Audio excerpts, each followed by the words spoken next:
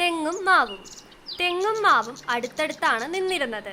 ഒരിക്കൽ തെങ്ങിൽ നിന്ന് ഒരു ഓലമടൽ അടർന്നു വീണ് മാവിൻ്റെ പൂത്തു നിന്നിരുന്ന ഒരു കൊമ്പൊടിഞ്ഞു വീണു. ഏറെ വേദനയോടെ മാവ് തെങ്ങിനോട് ചോദിച്ചു, ഞാൻ നിന്നെ യാതൊരു വിധത്തിലും ദ്രോഹിച്ചില്ലല്ലോ, പിന്നെ നീ എന്തിനെന്നെ ദ്രോഹിക്കുന്നു? തെങ്ങു പറഞ്ഞു, പുറമേ നിന്ന് നോക്കുന്ന ആർക്കും നീ പറഞ്ഞത് ശരിയാണെന്ന് തോന്നും.